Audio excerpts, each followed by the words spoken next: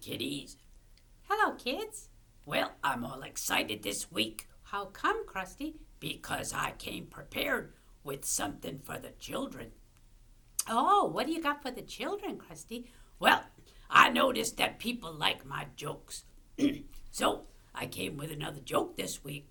Oh, okay. Can't wait to hear it, right, kids? Well, in order to understand this joke, it's a good idea if you watch the movie Finding Nemo. Oh, well, maybe some kids saw that movie. I don't know. Do we have to see that movie to understand your joke? No, you can understand it without you've seen that movie. But the movie is about some clownfish. Oh, yeah, those are the cute little fish that sort of colored like clowns, right? That's right. So here's my joke. You ready? I'm ready, Krusty. Okay, you ready? I'm ready. Okay, so here's the joke. So, what did one shark say to the other shark after he ate a clownfish? Kids, do you know the answer? What did the shark say to the other shark after he ate a clownfish? I give up, Krusty. What did he say? He said, this tastes funny. Oh. You get it? Oh, yeah, I get it, Krusty. Yeah, it's because a clown is funny, right? And so it tasted funny, right? So that's my joke. Well, so anyway, I wonder if you have a story for me this week there, Patty.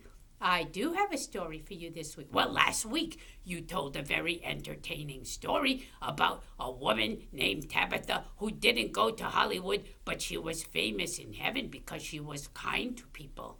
That's right. And also in that story, I learned that if we pray, wonderful things can happen. That's right. And as a matter of fact, this week my story is about that too. About prayer? About the power that's unleashed from heaven when we pray. Oh, okay. Well, I'll sit back and listen to your story now. Okay, so here it is. So, as I have told you before, there were some people who were mean to Christians. Yes, that's very bad to be mean to anybody, especially to Christians. Yes, and in those days, the people had a king, and he was a mean king. He was nice to other people, but he was mean to Christians. Oh, a king? Is that like a president? Well, a king is different from a president because nobody can tell a king what to do. He doesn't have any people who are making the laws. He makes all the laws, and he makes everybody listen to him, and nobody can tell him he's wrong. Oh, that can be a troublesome system, I think. That's right. So this king, did he have a name? His name was King Herod. Okay, King Herod. And he was a mean king. Yes, and he took Peter, the apostle, the follower of Jesus, and he put Peter in jail, in prison. I remember what you told me about prison. It's not a place that you want to go because when you're in prison, you're behind bars in a little room and they feed you bread and water and you can't go outside and play and you can't leave ever. That's right. And so the king threw Peter in the prison and locked the door and said he'll never come out again. Oh, that must be the end of your story because Peter didn't have the key to that lock, right? Well, here's what happened, Krusty. So one night, Peter was lying there in the prison, and he was tied to the wall with chains. Or were they thick chains or thin chains? I have a chain on my bicycle lock, and it's kind of thin, but I've seen some big thick chains too. Yes, there's different thicknesses of chains, and Peter was tied with a thick chain. And besides that, there were soldiers all around him. There were two standing right next to him in his room, and there were soldiers outside of the gate, and there were soldiers, lots and lots of soldiers watching him to make sure he doesn't get out. No funny stuff from the other apostles. That's what the king said.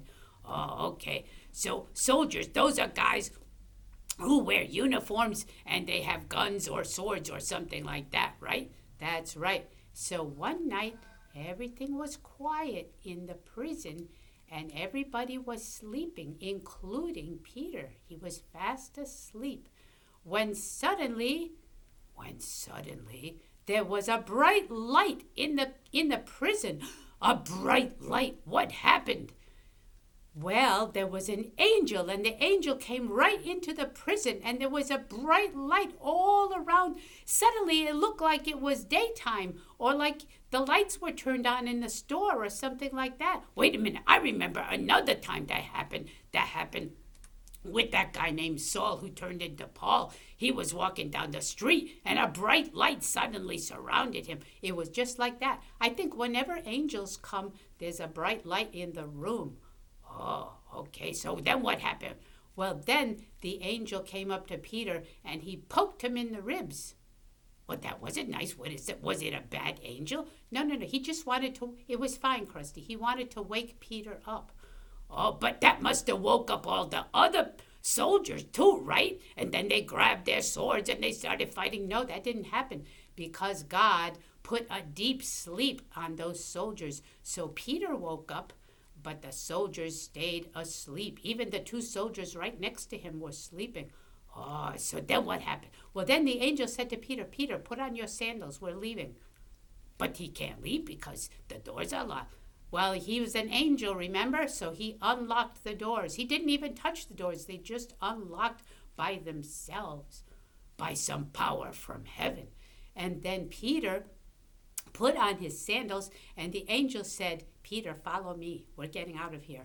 Oh, so Peter, he must have been very happy. Well, the funny thing is, Peter thought he was having a dream. Peter didn't think it was real. But he did it anyway? Yeah, so in his dream, he thought. He got up and he followed the angel and they walked out of the jail.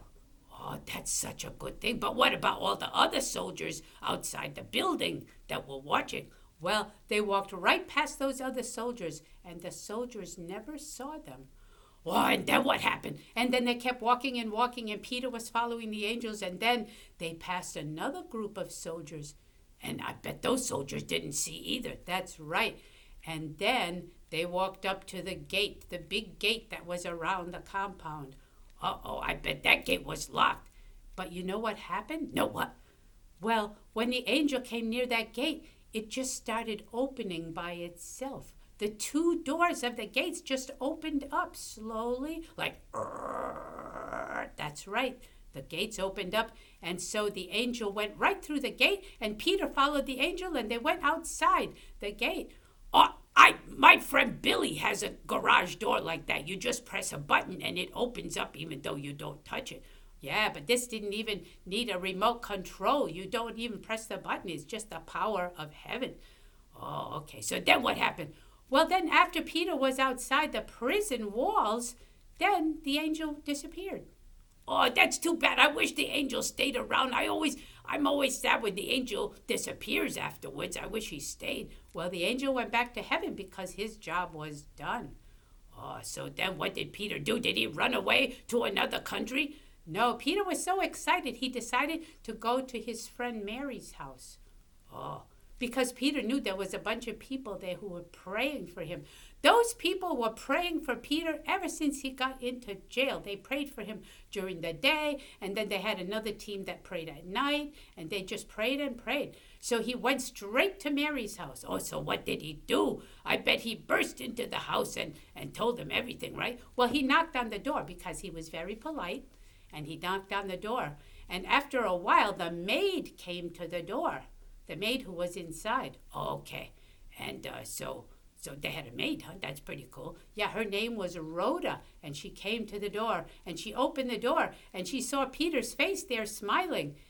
And so she told Peter, come on in and tell us what happened to you. No, she didn't. She closed the door. Wait a minute. Your story doesn't make sense. What do you mean she closed the door? Well, she thought she was seeing something. She didn't believe her own eyes. She was so excited that she didn't even know what she was doing. So she shut the door and went back in the house. And she told everybody, Peter, it looks like Peter's at the door. And they said, woman, you're losing your mind. Peter's in prison. Oh, but she wasn't losing her mind because it really was Peter. That's right. So then everybody went to the door, and they opened the door, and they had a big group hug, and they all hugged Peter. Oh, that's a very happy ending to that story. And so then I bet that Peter told them everything that happened. That's right. Peter told them, you know what? When you prayed, God heard your prayers, and he sent an angel, and the angel let me out of the prison. Oh, that's very good. And you know what? You know what it encourages me to do there, Patty? What? I'm going to pray more than before because I can see now that when you pray, God listens and he sends power down on the earth and he helps you. That's right, Krusty.